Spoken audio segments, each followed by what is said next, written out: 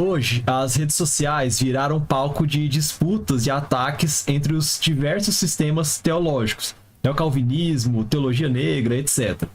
Como o método trinitário pode nos ajudar a construir pontes de diálogo no meio onde os ânimos são facilmente exaltados e o, entre aspas, sentar na mesma mesa não parece possível?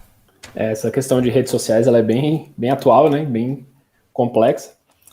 Eu acho que essa questão ela é um pouco mais ampla, assim, ela vai além das redes sociais, porque as redes sociais elas acentuam um problema que é do ser humano, assim, né? Que é a falta de diálogo. E eu acho que, principalmente o Doiver, ele ajuda muito quando a gente entende que em muitas dessas discussões, a gente não está tendo uma discussão de pontos simples das teorias das pessoas, né?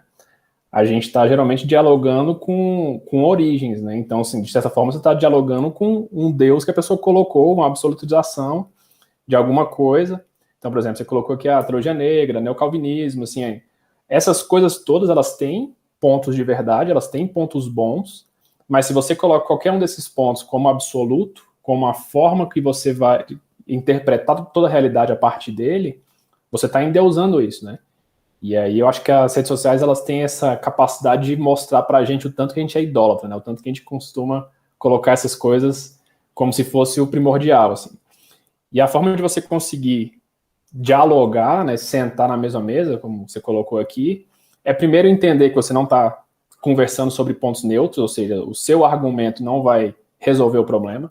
Você pode ter o melhor argumento, não resolve, assim. Então você vai ter que ter toda a paciência do mundo de conversar em amor, paz, mansidão, né? 1 Pedro 3,15, né? Toda essa questão de você falar tudo que você tem para falar, que é o nosso papel, ser testemunha do evangelho em todas as áreas, pensando aqui no método dele, ser testemunha do evangelho em todos os aspectos, apresentar a Trindade em todos os aspectos, mas sabendo que no final das contas só quem tem a capacidade de reorientar o coração, de mudar essa origem, de tirar esse Deus falso dali e colocar o Deus verdadeiro, é o Espírito Santo. Né? A gente não tem capacidade de conversão, assim, o máximo que a gente pode fazer é ser o mais fiel possível na apresentação daquilo que a gente tem que apresentar, que é o que a gente acha correto. E, ao mesmo tempo, também tem a parte que cabe a nós, né, de autorreflexão mesmo, assim, de ver se a gente não está absolutizando nada e, às vezes, tentando defender um Deus que é falso, que é simplesmente alguma coisa que a gente colocou ali que não era para estar. Então, assim, eu acho que fazendo esse movimento de, ok, eu entendo que a outra pessoa ali, ela está lidando com um Deus falso, então, de certa forma, eu preciso falar isso para ela de forma amorosa e depender de Deus e do Espírito Santo para isso, eu também preciso estar sempre me avaliando para ver, tá, eu estou defendendo algo que é cristão de fato, que é bíblico, que é revelado, ou eu estou colocando um Deus também que eu estou querendo defender e achando que está tudo certo, assim, né? Porque aí a discussão muda um pouco, né? Você vai ter muito mais tranquilidade de saber que não depende só de você. Então você diminui o tom, eu acho, funciona nesse sentido também. E mostrar para outra pessoa assim, ó, será que você não está discutindo uma coisa que você acha que é muito importante, mas na verdade você tem outras coisas mais importantes que você deveria estar colocando no lugar? Não sei. Acho que é mais por aí mesmo. E o ambiente da rede social ele é muito enganoso, como o Felipe começou mencionando. A gente acha que ele é um lugar privilegiado de compartilhar ideias e de, principalmente, dialogar com as pessoas. E não é. O diálogo, ele pressupõe mais do que só troca de conteúdo. Os filósofos de tradição judaica, Martin Buber, Emmanuel Levinas, sempre falaram a respeito da importância, por exemplo, do rosto. O rosto, na ética do Levinas, é muito importante para a gente não tratar alguém como um isso, que na ética do Buber também diz respeito a confundir uma coisa com uma pessoa. Uma pessoa é um tu, você trata uma pessoa como uma pessoa, não como um isso. E a internet, o espaço das mídias sociais, das redes sociais, é muito fácil da gente objetificar as pessoas, despersonalizá-las, justamente porque o texto ele não tem, por mais habilidoso que a gente seja na escrita, recursos faciais. Então, o quanto mais pessoais a gente puder ser nas redes sociais, melhor é. Isso diz respeito a coisas muito básicas, assim, que podem ser feitas, desde preferir isso aqui que a gente está fazendo, ver a cara das pessoas, ver como elas estão falando, seu tom de voz, o seu rosto, passando por preferências, inclusive, de estar presente. Estar presente não é um luxo ou alguma coisa que a gente pode abrir mão. Os apóstolos, eles tinham recursos de se comunicar à distância, eles não tinham recursos de se comunicar instantaneamente, mas eles tinham correios, eles tinham estradas, eles tinham calendários, eles podiam se comunicar. E eles faziam isso, eles edificaram a igreja, assim, com cartas, com epístolas, mas quando eles escreviam, eles diziam, eu anseio estar com vocês. Eu quero estar com vocês. Esse problema eu vou resolver quando eu estiver aí. Eu estou mandando Timóteo, eu estou mandando fulano, porque não dá para resolver isso aqui só com carta. Não dá para resolver isso aqui só. Então, a gente tentar achar que a gente vai resolver essas coisas com um post, com uma série de posts, uma série de vídeos, com um monte de aula, não vai adiantar. É bem mais complicado do que isso.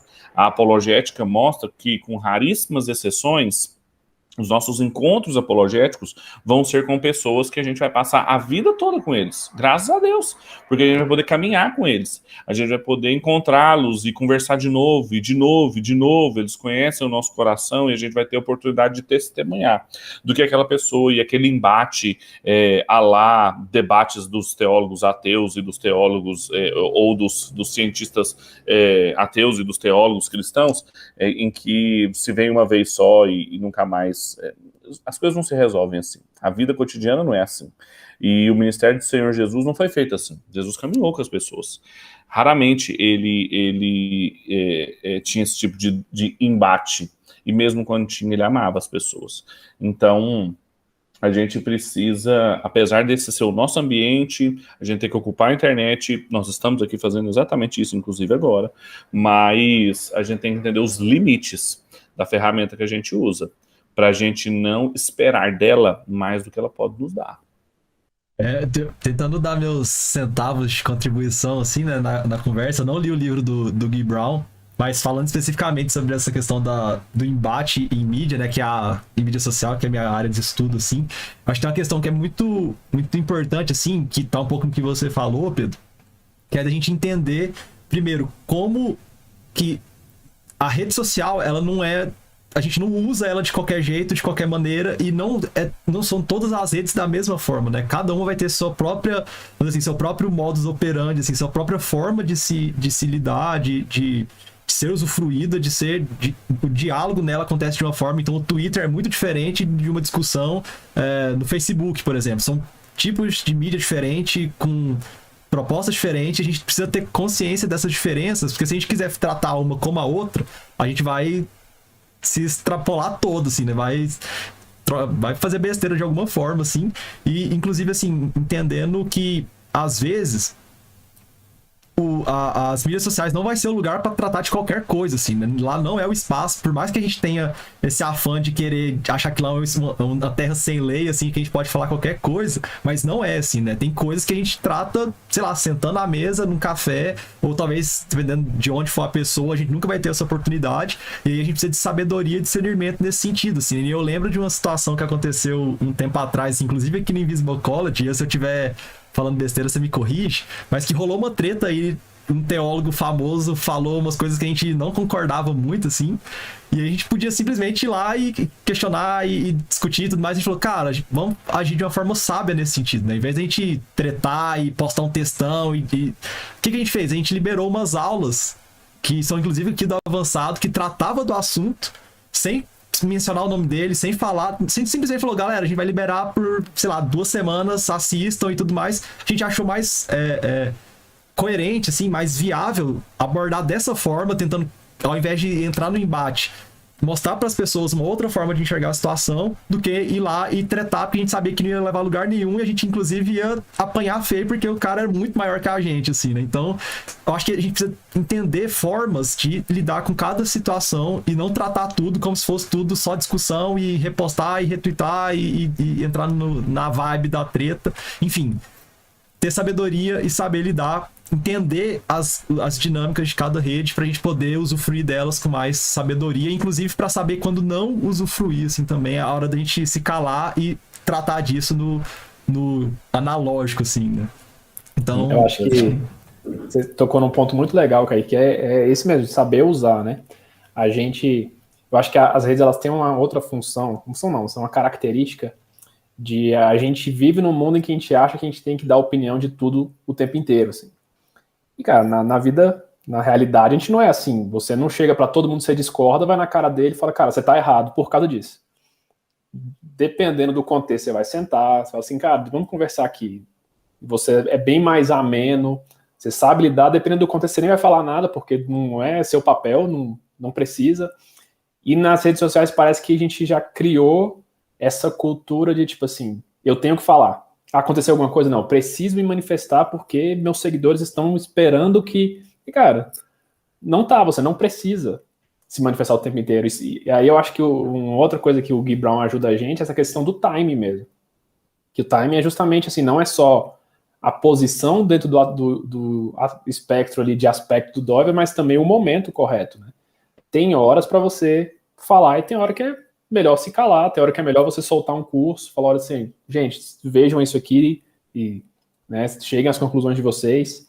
Então, assim, eu acho que tem formas mais adequadas do que a maioria das pessoas segue. Então, de certa forma, a gente sempre vai estar no contrafluxo, assim, já todo mundo tá fazendo isso, então, peraí, vamos refletir e ver se é melhor, se é o mais adequado. bom, muito bom. Dá para ficar falando só sobre isso aqui, mais uns 15 minutos aqui. Mas isso que o Felipe lembrou sobre o timing, pegar o timing, usar o timing. E tem coisas que a internet não tem timing. Não dá para tratar. Se você tratar, em qualquer momento, você vai se trupicar, como diz aqui em Goiânia. Então, tem que tomar cuidado. A gente percebe, eu e o Kaique conversamos muito sobre isso, né? Porque a área dele, o Ink trabalha muito na internet, então, assim, a gente percebe alguns teólogos e algumas figuras públicas que são, assim, brilhantes, homens e mulheres super sábios, mas não sabem usar a internet. Não sabem. A gente tinha que hackear o celular de algumas pessoas no Brasil, assim, tomar o celular dele, assim, porque tá fazendo mal para ele. E por quê? Mas não é porque ele é mal, não é porque ele acordou de manhã e falou assim, vou arrumar uma confusão hoje no Twitter. Não é por causa disso. É porque ele perdeu o timing. Ele tem uma mentalidade que não é adequada para aquilo lá. Quantas vezes já aconteceu isso? O Ink trabalha com... A gente é uma empresa, né? Então a gente anuncia as coisas que a gente está fazendo. O mesmo anúncio no Facebook e o anúncio no Instagram, assim, é ridículo como as reações são diferentes. É ridículo.